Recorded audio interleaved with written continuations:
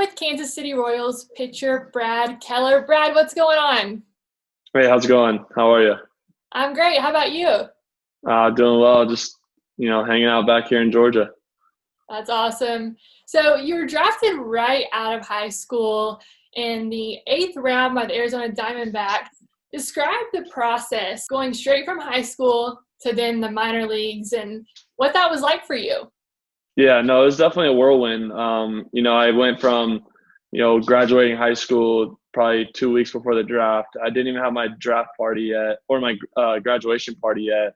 And we're actually sitting out on the lake for draft day and just kind of taking my mind off things. And then, we get the phone call and it's kind of funny story. Like my brother and my family tell it all the time. It's like, I was just kind of such shock that I was just like sitting there and like my parents is talking to me, my brother's talking to me. They're like, hey, like, what do you want to do? And I just like, in my mind, I'm answering them. In my mind, I'm like, every question they ask, I'm answering it, but like nothing was coming out. I was just in shock that it was all happening. So, it was definitely crazy. I got drafted on a Friday. We moved my graduation party to Saturday because it was supposed to be that Sunday. Moved it to Saturday, and then I was on a flight 7 a.m. Sunday morning out to Arizona.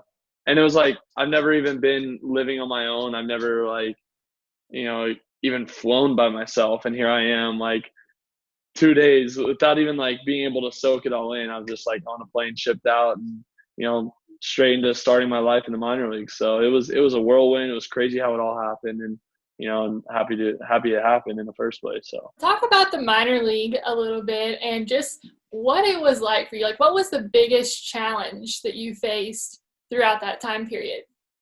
yeah, I think the biggest challenge is just like trying to figure out like what kind of pitcher I was going to be. Because when I got drafted out of high school, it was just basically I just threw the ball as hard as I could, and I had no idea where it was going, but hopefully they swung at it. I went into pro ball with just like a four seam and a slider. I didn't even have a changeup or anything.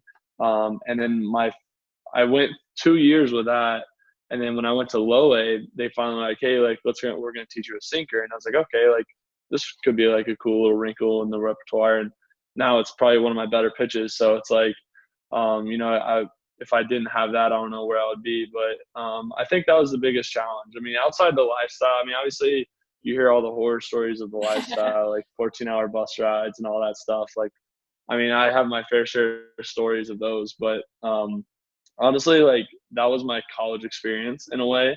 So like I enjoyed it a lot. Were you one of the guys that were blowing up like a pool floating to put in the center aisle? And is that how Yeah. you rode on the bus? Yeah, I mean, you had to find a way. I mean, especially when you're on like a 10-hour bus ride and you have to double up. It's like you have no choice but the floor. I mean, you can't go anywhere else. So I remember we had a 14-hour bus ride from Missoula, Montana down to Grand Junction, Colorado. And we left after a game, and it was so funny. Like everybody's just bringing on like these sleeping bags and all this stuff, just to, like find some way to get comfortable because it was just a regular charter bus, just 25 guys plus. Actually, it was more than 25. We were in rookie ball, so I mean probably 35 plus guys plus staff just piled onto a Just bus the and crayons? take off. Yeah, like you literally couldn't move. Like going to the bathroom, you literally are just like climbing on top of the chairs, like it just amazed just to get to the bathroom. So I mean, it made it for fun, but it definitely sucked while you were doing it. But it's all good. Makes for a good story now. Yeah, exactly. Yeah, makes you appreciate him honestly, because it's like everyone has that minor league story, and it's like you almost would feel like you're missing out if you didn't. So Definitely. Rite of passage, I guess. yeah, exactly. Yeah, seriously.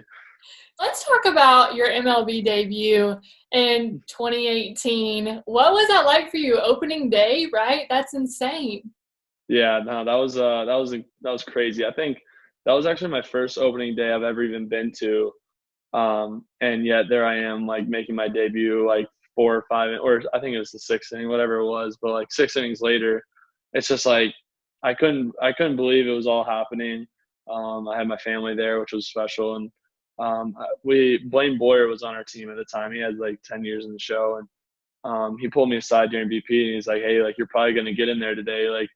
It would be cool if you did. And I was like, okay. And he was like kind of giving me tips. And he was like, when you cross over because I was coming out of the bullpen at the time. He's like, when you cross over the bullpen gate, he's like, I want you to take everything in, because he's like, it's, you know, everything you dreamed of. It's like that moment where you run in and, you know, your knees are all wobbly and everything. Can't feel your legs, can't really feel your body. And so he's like, take it all in. He's like, don't be nervous of that. Like, soak it in. And then once you get on the mound, kind of lock it in. So that's what I did. And like, it was just really cool. Like, you know, I just had chills all the whole time I was running in. It was really special. So, yeah, I couldn't draw it up any better to debut on opening day. I guess not. That's a super cool story, and just taking it all in. Is there something specific that stands out, like a certain moment or pitch? No, like that's the funny thing is like I ran all the way in there, and Ned, our manager at the time, he like gave me like a whole speech and I couldn't remember a single word of it. And like Salvi was there and he was talking to me too, and like just I was you know, ghost look, you know, just trying to take it in that I was in the moment. But yeah, I was just like, I think the first pitch I just sailed it, and after that I think I kind of calmed down. But I remember striking out the first guy, and I remember after getting the last out, like it was like a huge like breath of relief. It was like, okay, like I did it. I just threw one inning in the big leagues. Like it So was like that was the goal. Like yeah, it was really cool. That was like kind of the moment that. And once I got in, and Cal, our pitching coach, came over and told me I was done, it was like I could breathe and I could relax and I could really like almost step back and realize what was happening. So like, whoa, that just happened. A little surreal, I'm sure. yeah, exactly. It was great how it happened, but I wish I remembered more of it. Same thing with when I was getting drafted. I was just like, in my Right. mind, I was like, I'm here, but like nothing is like, I'm not saying anything. Nothing's Nothing's coming clicking. out. You're like, I want to say something, but there's no word. Yeah, yeah, exactly. So it was the same moment. It was like my same reaction, but it was fun. It was a blast. That's amazing. So I have to ask you, because you're a baseball player. Are you superstitious, or is it just routine for you? Like, what are your superstitions? Yeah, I think it's both. I think I feel like once I get to the field, I have a routine, but Okay. I feel like everything before the field is a superstition. Like I have like you know, breakfast that I go eat. I go first watch all the time, or at least if we're on the road, I gotta have breakfast. So that way I wake up early. I don't sleep in. Like I have to find a good breakfast. I sit down by myself. I don't know. It's weird. And then like I wear the same clothes, or like same like outfit basically, not like to a T, but I always wear like a t-shirt and like khaki shorts of some sort. So it's like Okay. some sort of outfit that resembles themselves. I used to be terrible about it. Like in the minor leagues, like I was more stressed out on start days for my superstitions than I was to actually pitch. Like that's how bad I was in the minor leagues. And then once I got to the big leagues, I was like, the superstitions didn't get me here. Like I can like, Right. you know, I could try to, you know, slowly back off a little bit. But like I said, once you get to the field, then it's a routine. Then it's like, okay, this is what I have to do to get my body ready to pitch. And it, honestly, like that could even be mental. Like that could be, you know, my own way of thinking. Like if I don't do this, I'm not going to pitch well. You know what I mean? Like instead of just being like, oh, just trust whatever is going to happen out there. So I think some might say it's all superstition. Some might say it's all routine, but I think it's I like it. I like how they kind of meet in the middle. That's both. awesome. Yeah. Yeah. Well, I wish you the best of luck, and thank you so much for taking the time to talk with me today and just pick your brain about the MLB and your experience so far. Yeah, of course. Anytime.